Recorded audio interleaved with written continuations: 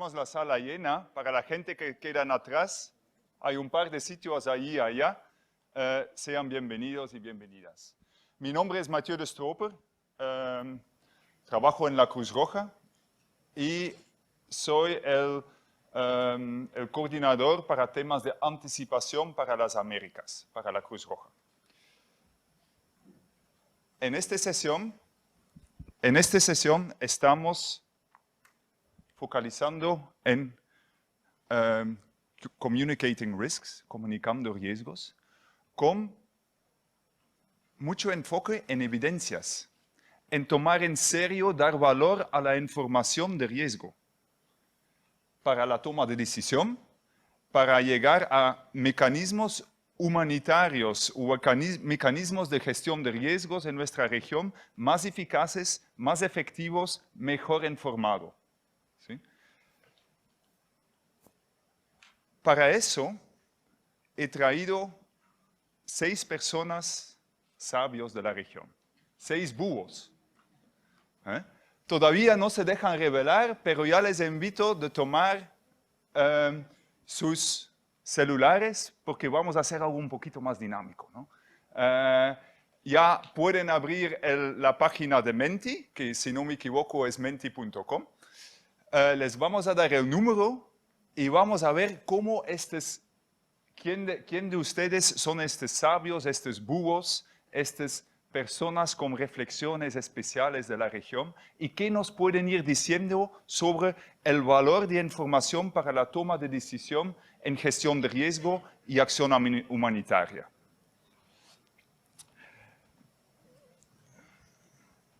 Entre ellos, en el Menti les vamos básicamente a preguntar, perfecto, muchas gracias, les vamos a preguntar quién es la persona, si lo saben, o de qué país, o de qué institución. ¿Es académico? ¿Es un practitioner, un actor humanitario de gestión de riesgos? ¿Es un científico? Etcétera. Y a ver si el búho se revele.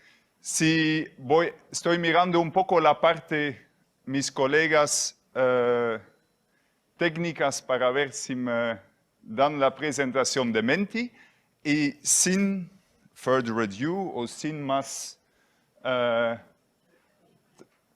tardar, vamos a la primera pista. Básicamente cada búho nos ha dado 4 pistas, 4 datos o lecciones aprendidas o datos interesantes. A ver hasta dónde llegamos. ¿Me pueden comunicar? Sí. Perfecto. Dame un segundito, estoy mirando ahí atrás la parte técnica también. No se escuchó la traducción a inglés. Mauricio, ¿puedes chequear eso con...? Carlos está allí. Parece que no hay traducción de inglés para esta sesión y lo siento mucho para ello. ¿Sí?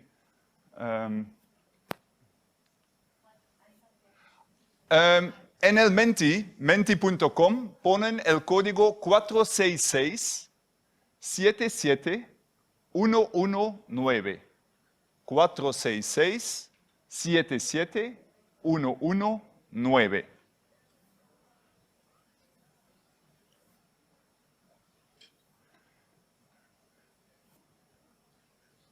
Las pistas de la primera persona son las siguientes, del primer búho.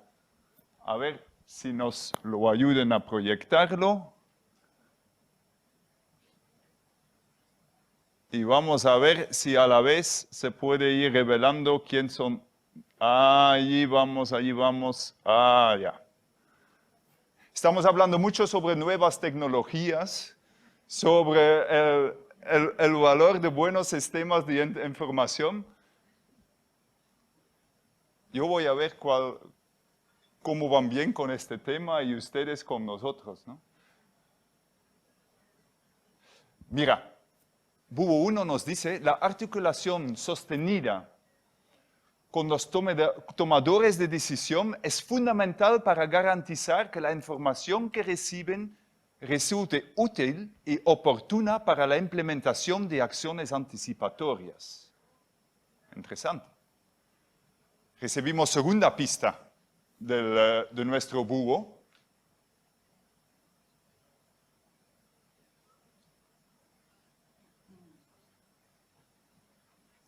Que dice, es clave trabajar en la última milla. ¿Qué puede ser? Podemos tener las mejores predicciones, pero debemos seguir fortaleciendo las etapas de comunicación y diseminación. Sabemos que el desafío, sin dudas, se encuentra allí. Abogacía para sistemas integrales de alerta temprana.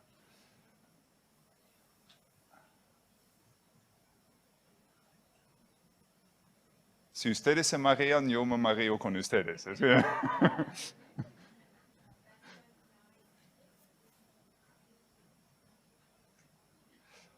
¿Quién sería esta persona? ¿Quién sería este búho? Los avances de la ciencia en las últimas décadas han sido fundamentales para fortalecer las observaciones, el monitoreo, los pronósticos en la región. Sin embargo, este no resulta suficiente si no abordamos todos los componentes de los sistemas de alerta temprana de forma integral. Me gusta mucho esta lección aprendida. Y allí ya tenemos, ya se está formando, una periodista puede ser, alguien de Chile, alguien de policía, alguien que está trabajando en investigaciones, académico, comunidad, puede ser alguien de la Cruz Roja, SMN, pienso que es el Servicio Meteorológico Nacional, vamos a ir viendo. Y por los que todavía no definen el país, hay una mano de Dios que agregué último comentario,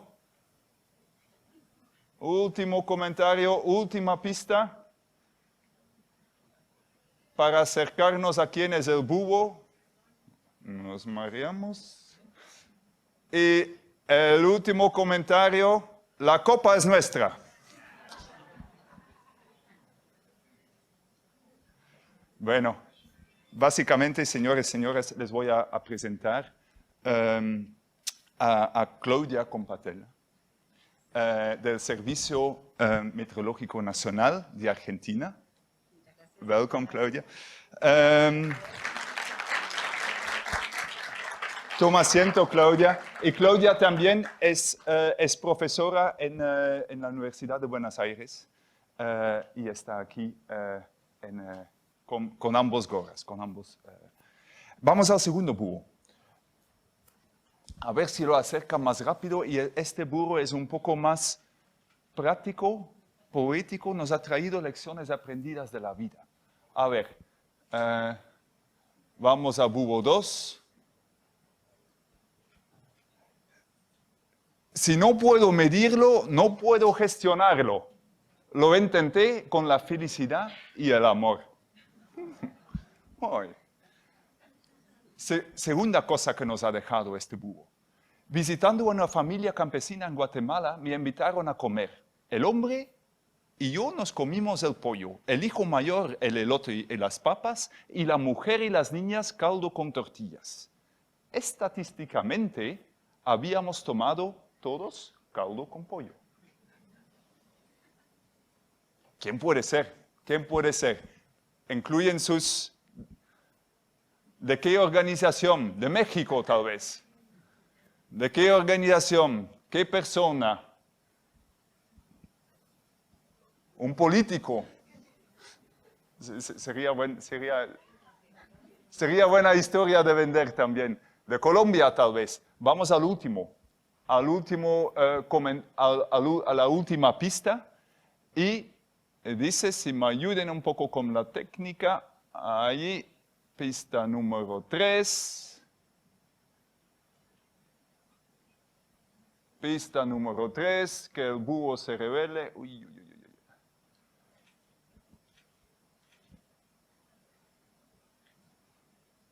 Mi equipo es el Athletic Club de... Pero este club ya lleva varios años, 20 años de sequía sin títulos. Estamos buscando a qué nacionalidad. A ver si me traen el word cloud. A ver si lo han adivinado.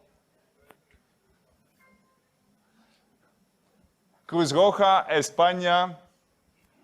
Omar Cardona, Bilbao. Les invito a un colega, amigo del País Vasco, Xavier Garay, del FAO, de la Oficina Regional de FAO. La vergüenza tampoco se puede medir. No, mucho. Digo que la vergüenza tampoco se puede medir.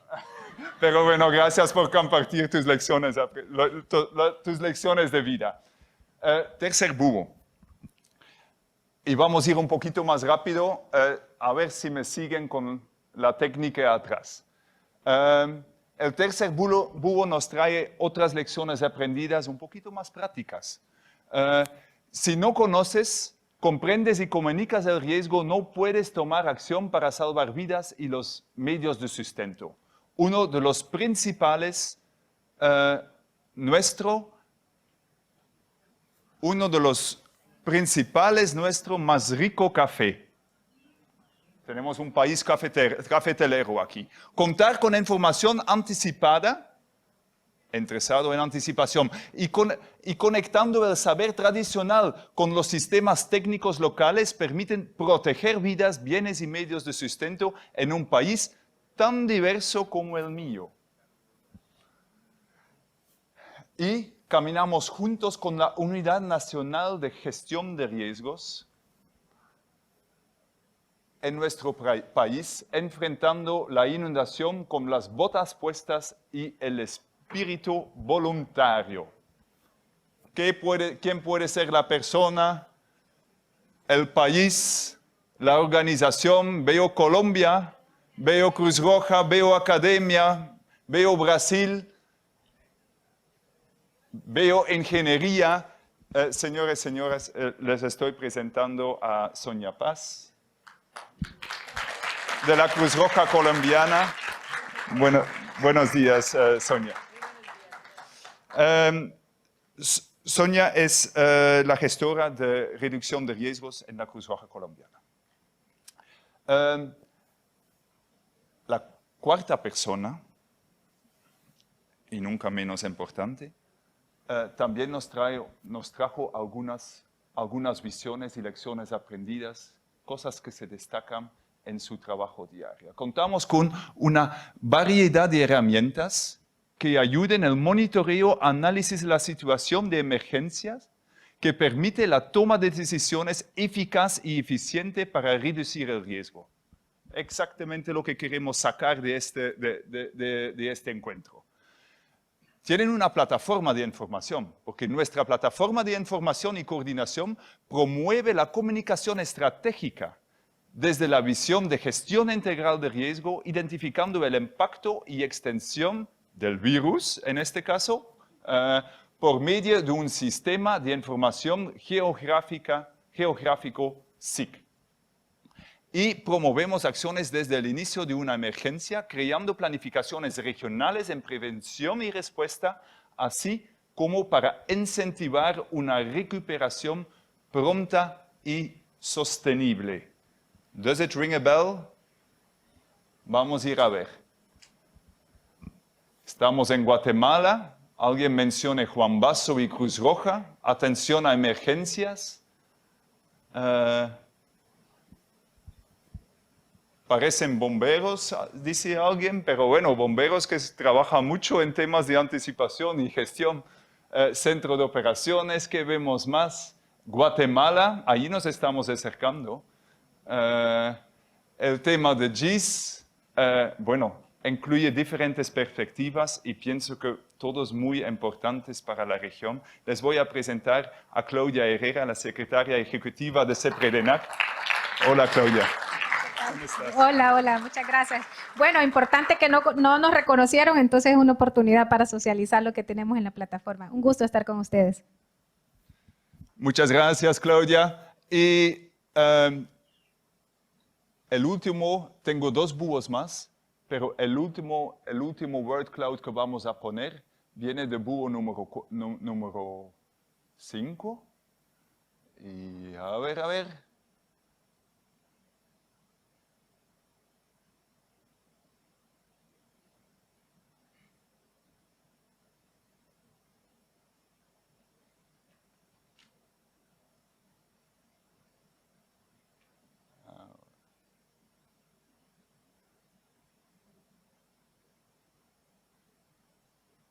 Voy a aprovechar, mientras que se ponen, para que la técnica se pone bien, también de invitar a alguien del país. Voy a invitar también a la responsable del área de información de SINAI. SINAI es el Sistema Nacional de Emergencias de Uruguay, que también nos va a compartir algunas experiencias. Licenciada Lercy Barros, es un gusto tenerlo aquí. Muchas gracias, un gusto. Y tenemos otro búho que nos cuenta: las decisiones basadas en pronósticos deben ser revisados regularmente. Es importante revisar y actualizar regularmente los pronósticos basados en impacto. Ya es especialista en el tema. A medida que se recopilan nuevos datos o cambian las condiciones. Este puede ayudar a mantener la precisión y relevancia de los pronósticos. También menciona que la calidad de los datos es clave para el impact-based forecasting, I think. So, pronósticos basados en impacto. Para hacer pronósticos precisos, es necesario contar con datos precisos y confiables.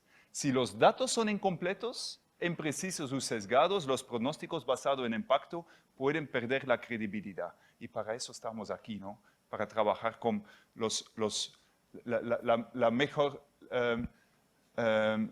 la mejor base posible. Me acerco un poco y a ver si lo adivinan un poco, pero para no seguir desafiando a nuestros colegas de técnicas, voy a invitar directamente al doctor Juan Basso, mi colega del Centro de Clima de la Cruz Roja. Juan es doctor en meteorología y nos ha ayudado desde tomar los primeros pasos en pronósticos basados en impacto o acción anticipatoria aquí en nuestra región. Me voy a sentar con ustedes y voy a pedir a Claudia que de repente... Tenemos 2 Claudias, ¿no? Pero voy directo a Claudia y los 5 búhos nos han traído una experiencia desde su región, desde su país, que lo van a exponer aquí. Después vamos a reflexionar un poco qué les parece a los otros panelistas interesante o de sumo interés para integrar en sus contextos nacionales. Claudia, le invito para presentar la experiencia del Servicio Meteorológico Nacional de Argentina. Muchas gracias y primero quiero agradecer la invitación para participar en este espacio. Yo tenía una breve presentación que son 3 diapositivas, si la podrían desplegar, pero haciendo un poco de historia, quiero comenzar para contarles que hasta hace unos 10 años, el Servicio Meteorológico no tenía internalizado, digamos, que éramos un servicio que teníamos que brindar servicios y lo que significaba eso, de ser proveedores de servicios. Por ejemplo, no se tenía demasiado en claro que si la información no llegaba a un usuario, el usuario no podía tomar decisiones. Si esa información no era oportuna, el usuario tampoco podía tomar decisiones, entonces esa información no tenía valor. Y en ese sentido, entonces, próxima diapositiva, por favor, empezamos a trabajar y en el marco de la gestión de un proyecto interdisciplinario y multidisciplinario, ¿sí? Que se llamó Alertar, que tuvo una ejecución entre 2014 y 2018.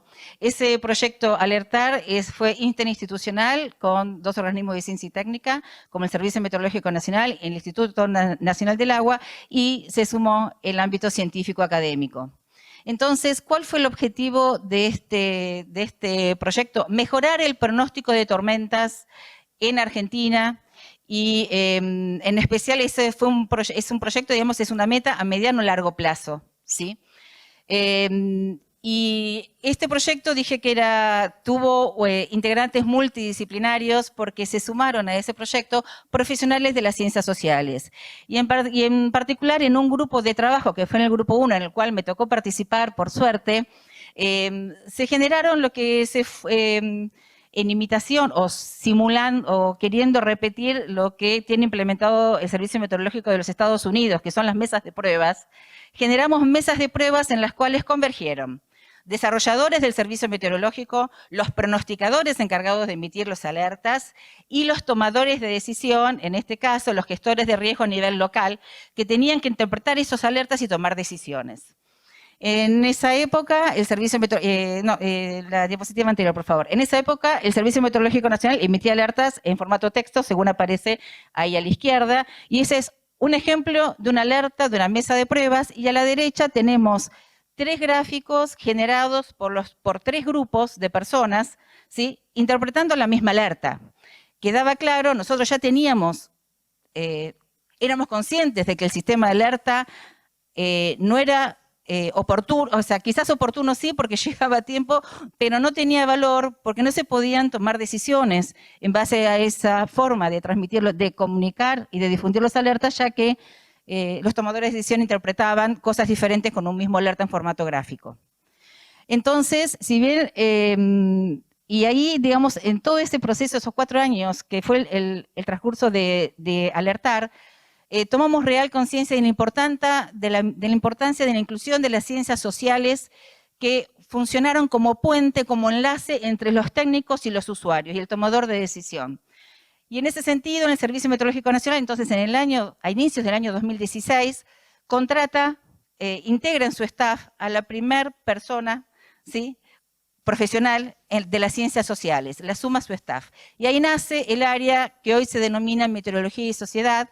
Comenzó en el año a inicios de 2016 con una persona. Al día de hoy podemos contarles a ustedes que el área Meteorología y Sociedad está conformada por 6 profesionales de las ciencias sociales. Y para nosotros fue una transformación importante en la mejora de los servicios hacia los usuarios. Entonces nos pareció importante contarles esta experiencia. Entonces, con el nacimiento del área Meteorología y Sociedad, nos acompañó también en la transformación y en la actualización de nuestros sistemas de alerta. La próxima diapositiva, por favor. En diciembre de 2020 implementamos, digamos, hacia el público nuestro nuevo sistema de alerta, después de las evidencias que nos había dejado Alertar. Tuvimos ahí muchas lecciones aprendidas.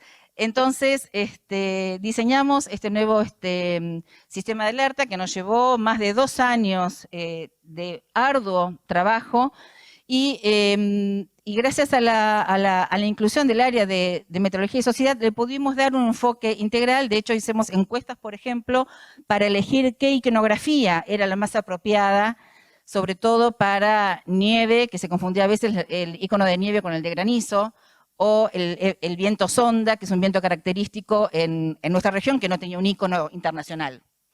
También hicimos encuestas para ver cuál era el texto que acompañaba a cada nivel de alerta, para ver si los ciudadanos podían tomar acción, o sea, podían entender bien el significado de cada nivel de alerta. Y además trabajamos con la Agencia Nacional de Discapacidad en todo lo relativo a la paleta de colores para que pueda ser accesible para personas con visión disminuida. Nos falta mucho en el tema de inclusión, por ejemplo, pero bueno, este es un primer paso y esperemos poder a futuro trabajar en ese sentido.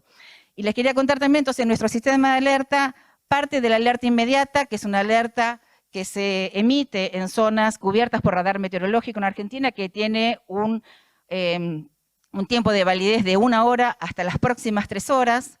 Luego, después pasamos a la alerta más regional, que es bueno, esta alerta inmediato es la figura que está arriba a la derecha. Después pasamos a las alertas más regionales por los 5 fenómenos, pero son alertas a 24, 48 y 72 horas. Anteriormente, el Servicio Meteorológico emitía solamente alertas a 24 horas y preavisos de alerta que eran únicamente emitidos hacia los tomadores de decisión, o sea, no eran públicos. Y bueno, y eso es un cambio que quisimos hacer. Si nosotros podemos saber qué posible área puede estar en alerta 72 horas, nos parecía, digamos, que estaba bien comunicarlo a los tomadores de decisión y al público en general.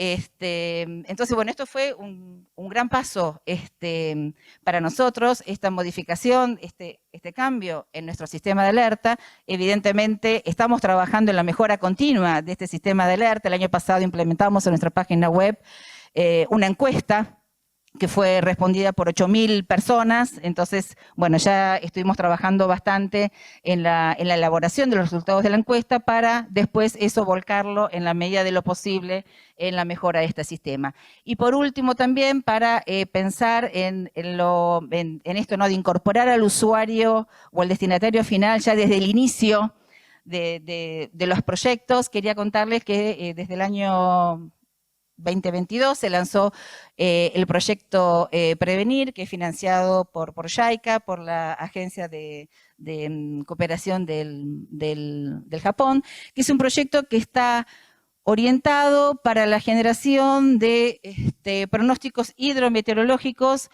que apunten al pronóstico y el alerta de las inundaciones urbanas repentinas en ciudades vulnerables y densamente pobladas. Entonces, este proyecto tiene 6 grupos de trabajo. Hay 2 grupos de trabajo que trabajan en la última milla, y ahí hay algunos ejemplos ya del trabajo que ya se ha iniciado con talleres, con tomadores de decisión, en los cuales participan integrantes de cada uno de los grupos de trabajo. Y aquí es importante también que estamos incluyendo, como ya se habló en alguna de las sesiones plenarias anteriores, va a haber un fuerte trabajo con las escuelas que están dentro de las áreas en las cuales vamos a trabajar. Este proyecto tiene dos cuencas prioritarias, digamos, en las cuales va a trabajar pruebas piloto, y después, ojalá que después del año 2027 el resultado sea exitoso y eso se pueda trasladar hacia otras cuencas. Así que, bueno, eso sería más Muchísimas o menos gracias, doctora Claudia, por evidenciar que no podemos tomar por hecho que la información o los pronósticos se interpretan de la misma forma. Y también por mostrarnos que alertas o avisos meteorológicos a más largo plazo nos dejan una oportunidad de acción a actores humanitarios y sistemas de gestión de riesgo para tomar acciones eficaces hacia la población. Entonces, este es un cambio bastante grande en la región y que se valora mucho desde la perspectiva desde los humanitarios. Voy directo a Xavi y de repente te puedes levantar y... Ya me diste instrucciones diferentes a los de los demás con respecto a las preguntas, así que ya no te dejo más. Bueno, Xavier Garay, de la Oficina Subregional de FAO en Panamá, y queriendo, obviamente todos tenemos aquí alguna experiencia que presentar o algo que vender, entre comillas, pero sobre todo creo que yo voy a hacer énfasis en la necesidad de la coordinación. Vamos a hablar de los datos sobre vulnerabilidad y me da la entrada a hablar de esto la primera reunión que tuvimos durante el taller de ECO, donde el director de Protección Civil de El Salvador dijo, no es que tengamos que actualizar nuestros mapas de riesgos, es que no tenemos mapas de riesgos, tenemos mapas de amenazas. Porque a eso se añade un factor, la vulnerabilidad, que muchas veces hemos tomado como estático.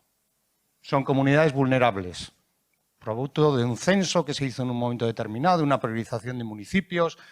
de una caracterización de su dependencia de determinados bienes o de determinadas fuentes de alimentación.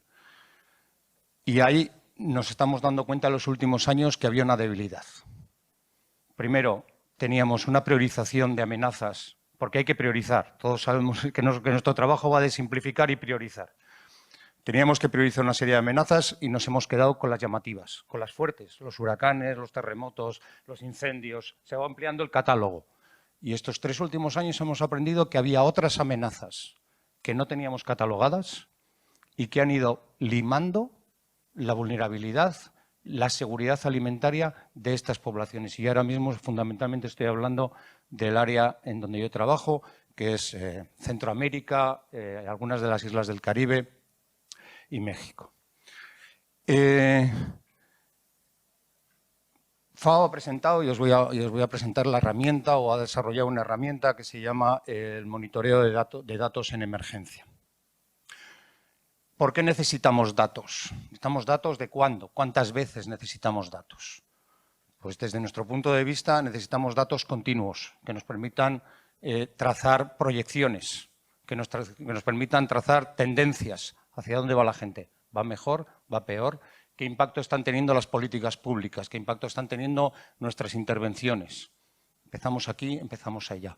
Teníamos muchos datos, todos levantamos datos, todos hacemos líneas de base, siempre con sesgos, siempre desde nuestro punto de vista. ¿Qué nos interesa? A mí me interesa esta población, este segmento de población, en este sitio concreto, datos por aquí. ¿A quién le interesan? A mí. Pero los tomadores de decisiones tienen que tener una visión mucho más amplia. Tienen que tomar decisiones sobre aspectos mucho más holísticos, se dice ahora, de la situación de estas personas. Entonces, FAO ha desarrollado esta herramienta que, dentro de un mapa de herramientas de levantamiento de datos, que nosotros la dividimos entre la periodicidad, si se hace una vez o se hace de forma muy recurrente, o si incluye solamente los datos de seguridad alimentaria o, en nuestro caso, los medios de vida, nos intentamos colocar en medio. No está. ¿Hay que darle otro clic? Ahí está. DIEM propone una herramienta de levantamiento de datos que mezcla tanto el acceso de la población a la alimentación o la diversidad dietética de la población, como a su capacidad de seguir produciéndola en el futuro, de asegurar esos medios de vida que son los que al final en los cuales está basado su supervivencia. Y que tiene que hablar con todos los demás sistemas. Tiene que alimentarse de los datos que se toman exclusivamente de lo agrícola, de los datos que se toman exclusivamente sobre la seguridad alimentaria, de los que se toman de forma muy recurrente y de los que solo se toman una foto fija en un momento determinado. Entonces, por favor, adelante. ¿Qué estamos buscando? Primero, monitorear los choques, los que conocemos y los que no conocemos. Esto no es un impacto post-desastre. Esto es un impacto que va midiendo temporalmente cuál es la situación y de ahí podemos obtener cuáles son esas amenazas, algunas que no teníamos ni catalogadas, y ahora ya sabemos todos cuáles son. El COVID nos pilló a todos a contrapié, nos ha pillado a todos a contrapié los cambios geopolíticos o la crisis en Ucrania, una serie de efectos cascada que está teniendo la situación o el desarrollo de la situación en los últimos años y que tienen impacto directo en la seguridad alimentaria de estas personas. No, anterior, pasa. No, todavía no. ¿No? ¿Tengo que ir muy rápido o qué? Ah, vale, mejor. Primero, ¿qué vamos a recoger? Datos primarios, directamente a la gente, a través de encuestas cara a cara, desplegando un personal, no exclusivamente de FAO, porque FAO está intentando hacer esto en todos los países, según el contexto del país, con todos los actores posibles.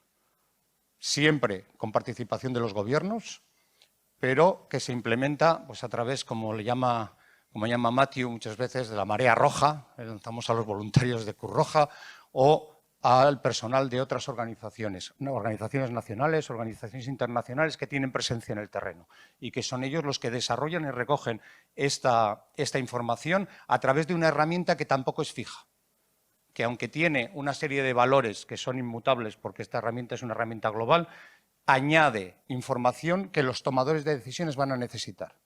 El Gobierno de Guatemala quiere saber el impacto de las remesas, incluimos. Y después analizamos o dejamos la posibilidad de que otros analicen. Que nos dé evidencia que nos permita apuntar mejor, que nos permita priorizar mejor qué zonas, qué sectores de poblaciones son los que están recibiendo más este impacto. Y que tiene que alimentar otros sistemas, tiene que ser absolutamente compatible en nuestro caso o en el caso de nuestra región, fundamentalmente con el IPC. Con la clasificación por fases de la seguridad alimentaria. Porque esa es una herramienta que todos aceptamos, que tiene esa participación, esa legitimidad y ese soporte que le dan los gobiernos, le dan los propios tomadores de decisiones, y que de alguna manera esos datos tienen que reforzar la capacidad del IPC de producir información en momentos previsibles, en momentos, en nuestro caso, el calendario meteorológico, antes de la siembra, después de la siembra, durante el periodo de pico de hambre y demás. Y con todos los demás sistemas. Ay, tengo que pasar yo. Tengo que hacer yo todo. Bueno, los objetivos y la metodología, si queréis, no me queda tiempo y podemos, y en un intermedio por ahí puedo daros más detalles. Y que va a producir, después de una toma de datos de un mes, bien cara a cara o bien de forma telefónica, nos va a producir una base de datos. Esa base de datos es pública, debidamente anonimizada, es correcto, pero cualquier organización, individuo que quiera aplicar su propio sistema de análisis va a poder hacerlo. Y va a poder obtener los cruces, las variables que le interesan para su acción concreta. Durante una semana vamos a estar procesando o estamos procesando estos datos recogidos y tenemos una página web donde FAO va a emitir 18 indicadores, que para nosotros son los importantes dentro de nuestros objetivos. Temas que tienen que ver con riesgos para la agricultura, riesgos para la ganadería, definitivamente el acceso de la población a los alimentos, la diversidad dietética de los hogares, ojalá también esa diversidad dietética dentro del hogar, los que se comen el pollo y los que se comen las tortillas nada más. Durante 2 semanas vamos a estar validando con todos esos actores que han participado en la recogida de datos y con los actores gestores, es decir, con los gobiernos, con las diferentes entidades de gestión del riesgo, de gestión de la agricultura, de gestión de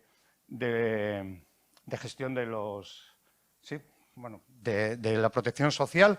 Vamos a estar validando esos datos y van a estar abiertos. ¿Qué va a estar abierto? Los 18 indicadores que nosotros tenemos en todo el mundo, el acceso a una galería de mapas, porque podemos hacer una priorización o podemos hacer un mapa de vulnerabilidad por departamento, hemos llegado al nivel departamental, y la data en crudo.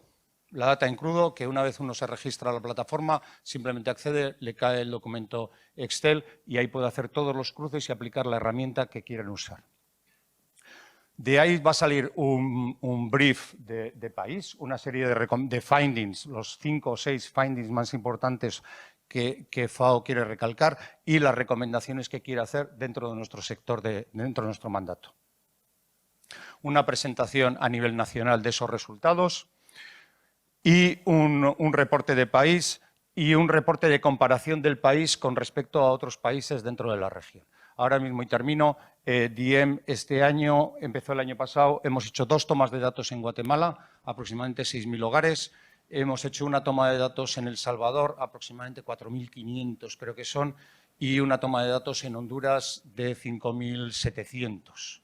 Esto va a tener una repetición a lo largo de este año y vamos a poder ver cómo va esta tendencia. Y creo que es muy importante, y este es el último mensaje, blindar estas tomas de datos o estos monitoreos de seguridad alimentaria, porque a veces no es fácil. A veces no es fácil admitir que los datos no son los que nos gustaría tener. Pero sin esos datos no podemos tomar decisiones acertadas. Entonces tenemos que hacer un esfuerzo en cómo comunicamos, tenemos que hacer un esfuerzo en cómo se accede a estos datos. Pero definitivamente la necesidad de que exista ese monitoreo de vulnerabilidad, porque solamente con las amenazas, solamente con políticas destinadas a las amenazas, a los avisos sobre las amenazas, no vamos a conseguir tener un impacto perdurable. Gracias. Muchas gracias, Xavi. Y efectivamente, the truth is out there, ¿no? La verdad está allí, en las comunidades, en las familias, con las personas. Gracias por querer dar valor a la buena colección, procesamiento y visibilización de la información para la toma de decisión. Sin más tardar, invito a Sonia Paz de la Cruz Roja Colombiana. Muchas gracias. Bueno, me voy a centrar en un tema de acción local e impacto nacional, ¿no? Y sobre todo para la importancia de la planificación y la preparación para tomar acciones de manera anticipada para proteger la vida, los medios de sustento y los bienes de las comunidades desde la experiencia comunitaria. La siguiente, por favor. Bueno, rápidamente para comentar, o sea, es fundamental el tema de monitoreo del riesgo para fortalecer esa preparación, pero no solo para la respuesta, sino también cómo podemos apoyar para hacer acciones de prevención y de reducción de manera anticipada. La Unidad Nacional de Gestión del Riesgo de Desastres y el IDEAN, que es el Instituto de Hidrología y Meteorología del Ministerio de Ambiente, nos ofrecen datos en términos de precipitaciones, el caudal de los ríos, periodos de mayor afectación, ubicación de áreas más afectadas, y me voy a centrar al tema de inundaciones en Colombia, para generar justamente ¿qué? Activadores que nos permitan actuar de una manera rápida y eficiente en el tema de acciones anticipatorias, armar nuestros planes de acción temprana y contarles que la Cruz Roja Colombiana está en este momento en ese proceso de elaboración donde hemos priorizado sobre todo 4 amenazas. Uno tiene que ver con inundaciones, otro con sequías, algo que estamos construyendo son emergencias complejas vinculando el tema de conflicto armado, y uno más que tiene que ver con el tema de epidemias y pandemias. La siguiente, por favor. Con el tema de inundaciones nosotros actuamos y nos presentamos y le apostamos a un fondo de emergencia, ¿sí? Cuando fue en 2020-2021 el DREF de la Niña, se presenta teniendo en cuenta unos procesos de predicción basados en los históricos del clima, que pudiéramos actuar para responder, pero ¿por qué no podemos trabajar y postular un proceso rápido que nos permita actuar antes de que ocurra la emergencia? Justamente en esta primera fase, cuando cumplimos o el IDEAM nos da la información de llegar a un 60% de probabilidad del DREF, activamos sobre todo 2 líneas en temas de agua y saneamiento, en temas de transferencias monetarias y medios de vida. Y fue muy enfocado a fortalecer las capacidades institucionales para dar respuesta. La siguiente, por favor, pero ¿cuál es la invitación? Esta fue una respuesta específica, sectorial, a unos departamentos del territorio identificados como con la probabilidad más alta. La lección fue que debíamos hacer un análisis mayor en términos de cuencas, que podríamos trabajar para actuar con antelación antes de que ocurra la emergencia, y para esto es fundamental lo que ya han mencionado los colegas, tener datos fiables, información en tiempo real, conectada, monitoreada, y no solo desde el nivel institucional, sino también cómo eso se traduce en un lenguaje comprensible a las comunidades y cómo ellos participan en este ejercicio también de monitoreo y pueden trabajar en la planeación y la preparación antes de que ocurra. Con esto, esta es una imagen de también cómo nos hemos adaptado al trabajo en comunidad en una zona que se llama La Mojana en Colombia, con un alto índice y propensa al tema de inundaciones. Acá hicimos un trabajo luego de esa lección aprendida, es en lo que estamos en este momento desarrollando el trabajo con una iniciativa conjunta con el gobierno, el Fondo Verde del Clima, instituciones como PNUD, y nosotros específicamente estamos trabajando para un sistema, el conocimiento, la comprensión y el monitoreo del riesgo para la elaboración de sistemas comunitarios de alerta temprana. Entonces, aquí rápidamente un diagnóstico comunitario, cómo llegamos a lo local, hacemos un análisis de los riesgos, evaluamos esas 11 dimensiones de la resiliencia, cómo conectamos con las instituciones de pronósticos de la zona, con la Unidad Nacional de Gestión del Riesgo de Desastres, qué tipo de información estamos comunicando, diaria, mensual, y esto cómo se está manejando y trabajando con comunidades a todo nivel, ¿no? En el proceso comunitario, la información que llega a través de WhatsApp, emisoras, radio, etcétera.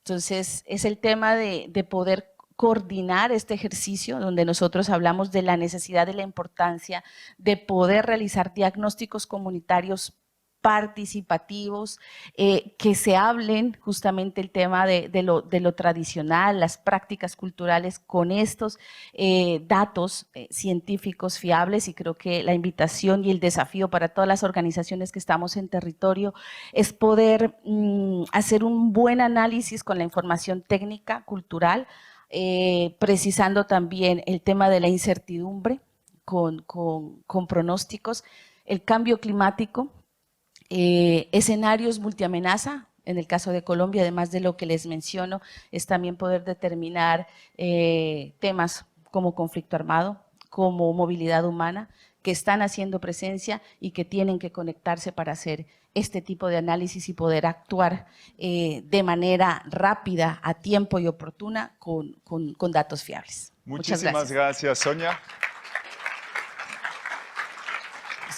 Se está formando un panorama interesante con información hidrometeorológico, con información sectorial muy procesado, con información comunitaria, pero las preguntas siguen como lo podemos poner todo juntos para traer para la buena toma de decisión. Bueno, el gran reto que tengo es que quedan únicamente 7 minutos para finalizar esta sesión y tengo que también dejarle espacio a los colegas. Gracias por compartir con nosotros esta interesante iniciativa que estamos promoviendo desde el Centro de Coordinación para la Prevención de los Desastres en América Central y República Dominicana, donde el tema, o más bien el trabajo de ciencia y tecnología ha sido una de nuestras prioridades, sobre todo post pandemia, donde nuestros jefes de Estado establecieron un plan de contingencia regional que permitía la articulación de esfuerzos entre las instancias del sistema de la integración centroamericana. En esa oportunidad nos dimos cuenta de esa gran necesidad de reforzar los datos, de reforzar la caracterización del riesgo, la exposición y la amenaza en nuestro territorio. Y ahí fue donde pudimos impulsar la plataforma de información y coordinación regional con una perspectiva inicialmente de la pandemia, donde identificamos la población expuesta, desagregada por género, por edad, la infraestructura crítica. Fuimos haciendo modelaciones para ver qué representaba la pandemia en el determinado de territorio que se estaba siendo afectado a nivel de los 7 países. Pero también al inicio de la temporada ciclónica nos vimos afectados por Amanda, Cristóbal y alrededor de 30 eventos hidroclimatológicos, por lo que fue necesario hacer ese análisis de ese escenario complejo que representaba la pandemia más la afectación de eventos geológicos, eventos hidrometeorológicos y directamente el impacto en el territorio. Luego nos enfrentamos con ETA e IOTA, otro enorme desafío específicamente en territorios como Honduras, Nicaragua y Guatemala, que fue seriamente afectado. Y aquí me voy a centrar en la respuesta específica de Honduras. Un escenario sumamente retador, unas características geográficas del territorio en el que convergían distintos elementos que exacerbaban la situación de vulnerabilidad del territorio. No solamente un territorio afectado significativamente por el COVID, sino que también representativo del desarrollo del territorio centroamericano y específicamente de Honduras. Ahí se produce el 63% del Producto Interno Bruto y fue de las zonas más afectadas por esta pandemia. Siguiente, por favor. Entonces, en ese desarrollo del conocimiento de riesgo y sobre todo en esa necesidad de tener elementos técnicos, científicos que nos ayudaran a tomar decisiones basadas en esa información, fuimos desarrollando también articulaciones con entidades como NASA, ESRI, Amazon, tuvimos ahí el apoyo de la Defensa Civil Colombiana y también obviamente con el liderazgo del Sistema Nacional, que me complace también estar acompañada en esta ocasión por el ministro de Honduras, en el que pudimos ver cuál era esa situación real, porque no es solamente ver el tema de proyección, de la posible trayectoria, se me acabó el tiempo, sino que también ver qué implicaciones tenía en el territorio. Y ahí tuvimos que tomar la primera decisión de desplazamiento o más bien de evacuación masiva a nivel de territorio centroamericano. Y también nos evidenció la necesidad de que todas las informaciones fueran sustentadas con bases técnicos y científicos. Un monitoreo de HydraFlood, de HydraViewer, porque están viendo también lo que señalaban anteriormente, qué representaban los caudales de cuenca alta, cuenca media, cuenca baja, cuáles eran las situaciones de saturación del territorio, cuáles eran las condiciones del territorio. Y son distintos elementos que tenemos que identificar para realmente clasificar el riesgo, la exposición del territorio y tomar las mejores decisiones. También ahí se vio evidenciado la necesidad de seguir fortaleciendo las capacidades a nivel comunitario y a nivel de entidades de gestión de riesgo. Y ahora el gobierno de Honduras ha asumido con toda la responsabilidad y lo ha incorporado a nivel nacional el uso de ciencia y tecnología a través de un ministerio, y al igual que el resto de los países donde hemos estado estableciendo plataformas de información, caracterizando el riesgo. Déjenme comentarles rápidamente que a pesar de que a lo largo de los años habíamos venido recopilando información de sistemas de información geográfica, cuando quisimos utilizarlo para el COVID, la información no estaba disponible para nuestros países.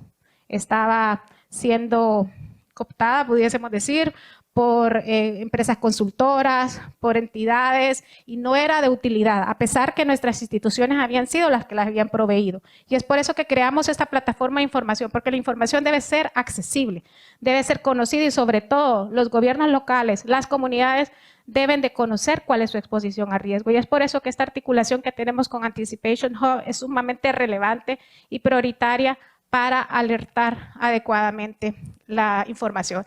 Tenemos la caracterización multiamenaza de todos los eventos que representan una amenaza en nuestra región, que es, como saben, somos una región multiamenaza. Estamos desarrollando una serie de elementos que nos permiten fortalecerlo. El tercer simulacro va a estar orientado también como un tema central, el uso de ciencia y tecnología. Hemos hecho hackathons, hemos hecho Innovation Challenge, donde estamos incorporando a jóvenes, y también tenemos ahora una currícula para tener grupos nacionales especializados. No queremos depender de actores externos, valoramos muchísimo a la cooperación internacional, no quiero que se tome mal nuestro comentario, pero queremos reforzar las capacidades de nuestras entidades, de nuestros países, y que sean ellos los que realmente tengan la resiliencia. Es por eso que estamos desarrollando estas currículas con la academia, con entidades, con organizaciones de observación geoespacial, entidades como Anticipation Hub, para que queden las capacidades instaladas en nuestro territorio. Les invitamos a acompañarnos en el tercer simulacro regional y también a compartir experiencias y también lecciones aprendidas que nos puedan fortalecer a nuestros 7 países. Muchísimas gracias. Muchísimas gracias, Claudia, también para poner el Anticipation Hub y el potencial para anticipación tan central en su presentación. Y invito a nuestro colega, primero Juan, tal vez, sí, pienso que sigue en la presentación. Sí, mi colega del Centro de Clima, doctor Juan Basso. Gracias, Matthew. Bueno, yo les voy a presentar, creo que el tema que nos trae a esta plataforma es la ciencia y tecnología, y es básicamente una experiencia de cómo la ciencia, desde el punto de vista humanitario, puede ayudar a la toma de decisión. Este es el caso de Julia, una tormenta tropical del 2022, donde básicamente ya tenían las sociedades nacionales, la Cruz Roja, especialmente la Cruz Roja hondureña y la Cruz Roja guatemalteca, ya tenían validados unos protocolos de acción temprana, que es un mecanismo de anticipación a eventos climáticos extremos, donde el movimiento financia acción anticipada para llegar a las comunidades antes que el evento, en este caso una inundación, que es el foco de estos protocolos de acción temprana, golpeen las comunidades de más alto riesgo. ¿Cómo se analiza esto? Básicamente usando pronósticos basados en impacto, que es el mecanismo que se está usando para llegar a las zonas de alto riesgo.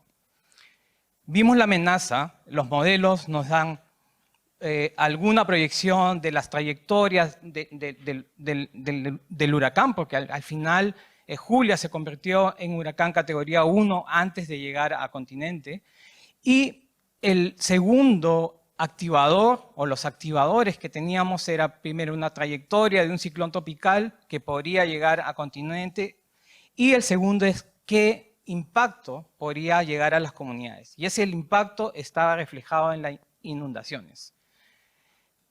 Esta es la parte científica que trabajábamos en conjunto con el INSIGUME, SENAOS en Honduras, INSIGUME en Guatemala, y cómo ellos nos proveían esa información con un tiempo que nosotros en meteorología llamamos el lead time, que es básicamente esa ventana de oportunidad desde que sale el aviso del pronóstico hasta el día que se materializa el evento, la inundación en este caso.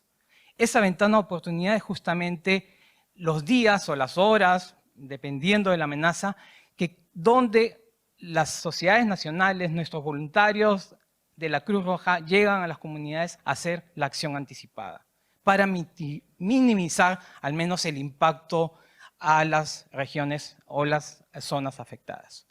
Siguiente, Mateo. ¿Y cómo es esto? Tenemos la amenaza como el factor principal, pero ya los colegas que anteriormente me han seguido es en la parte de la vulnerabilidad y la exposición. También usamos esta información porque básicamente nos va a permitir determinar cuáles son las áreas de mayor impacto o riesgo. Esto lo mapeamos y lo ponemos básicamente a disposición o la misma sociedad nacional en conjunto con sus autoridades locales y sus entidades técnico-científicas lo crean básicamente para llegar con el tiempo determinado hacia la acción humanitaria. En este caso, los mapas correspondientes a Guatemala, a Honduras, zonas de alto riesgo de inundación, básicamente fueron 2 días, 48 horas, donde ya se tenían elaborados estos mapas y los voluntarios pudieron llegar a hacer acciones básicamente también de respuesta, pero también hubo transferencia de efectivo, seguridad, agua segura, para minimizar el impacto a posibles impactos, por ejemplo, a la salud o hacer uso de la transferencia monetaria para poder llegar en los siguientes días antes que los picos de la inundación, proveerse de comida. ¿Cómo funciona esto de pronósticos basados en impacto? Bueno, es un mecanismo que la Organización Meteorológica Mundial cada vez está promoviendo más dentro de los servicios meteorológicos para la toma de decisión. Sin embargo, no todo es una maravilla, ¿no? Tenemos lecciones aprendidas y justamente quería mostrarles un poco, básicamente, la incertidumbre. Los pronósticos meteorológicos no son 100% confiables, siempre vamos a tener un sesgo, un error. Y ahí, básicamente, la incertidumbre intrínseca que ya los modelos meteorológicos producen, tienen que ser analizados, ¿no? Para eso la verificación de los pronósticos meteorológicos y nosotros básicamente dentro de los protocolos tomamos esta información del skill del pronóstico para tomar una decisión. Falta de datos es uno de los desafíos más grandes, sobre todo para la calibración de los pronósticos basados en impacto, no solo desde el punto de vista meteorológico, sino también de la parte de la exposición y la vulnerabilidad. Mucha falta de datos en ese sentido. Variables imprevistas también se pueden tener. Puedes tener un impacto significativo en los resultados de una intervención y la toma de decisión, ¿no? Pueden básicamente que imprevistos, por ejemplo, que la inundación también traiga un impacto a zonas costeras como inundación por tormenta en la zona costera o deslizamiento de tierra y que pueda afectar una intervención. Interpretación de los pronósticos. También esto tiene que ser comunicado de forma efectiva y no caer en subjetividad. Sobre todo, los pronósticos basados en impacto algunas veces es un desafío llegar a la tomador de decisión y que pueda interpretarlos. Dificultad para medir el impacto es algo que también se nos hace un poco difícil para medir cómo medir el impacto a una persona, a una comunidad. Entonces, ahí hay que buscar estrategias para saber cómo poder medir el impacto y ver si verdaderamente estos pronósticos pueden darnos una señal de que estamos minimizando el impacto en las zonas donde han sido intervenidas. Un poco el ejemplo, y si gustan alguna información más, podemos conversar más adelante. Gracias. Muchísimas gracias, Juan. Nos han dado 5 minutos más, entonces directamente voy a la licenciada Barros de SINAI, del Sistema Nacional de Emergencias en Uruguay. Muchas gracias. Muy rápidamente les voy a presentar el sistema de información geográfica que tenemos en la Dirección Nacional del Sistema Nacional de Emergencias. El sistema fue desarrollado en el 2018, ¿sí? Fue rediseñado específicamente para la gestión de la pandemia por COVID-19. No voy a hablar de esto en base a todo lo que han comentado los colegas anteriores, ¿sí? Pero evidentemente la gestión de la información y los datos tienen que ser útiles, tienen que ser oportunos y tienen que ser el insumo para una toma de decisiones informada, ¿sí? Y tienen que ser datos de calidad. Datos de calidad que a su vez tienen que estar disponibles en el momento en que se los necesita. Contradicción y lógica que siempre están peleando, ¿no? Inmediatez contra calidad y no muchas veces es fácil lograr un equilibrio, ¿sí? La siguiente, si querés, porque la saco pasar rápido. Sí. Esa es la arquitectura del sistema. Voy a ir muy rápido por el tiempo que tenemos. El proceso de desarrollo del sistema. Quiero destacar que fue desarrollado y con apoyo del PNUD Uruguay, con fondos del PNUD, ¿sí? En esto sí me quiero centrar. Es un sistema que es interoperable y que dialoga con diferentes instituciones que tienen el cometido de estar en la fase, sobre todo en la fase de respuesta.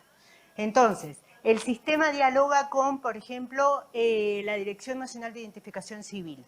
Tiene una impronta y tiene un foco no en las amenazas, como contaban muchas de las exposiciones anteriores, sino sobre todo en el registro de impacto, pero no estimados, ¿sí? Que es una metodología y una forma de hacerlo en base a la superposición de áreas afectadas con información de los Institutos Nacionales de Estadística. Se basa en el registro, ¿sí? Se hace la estimación, pero también se hace el registro.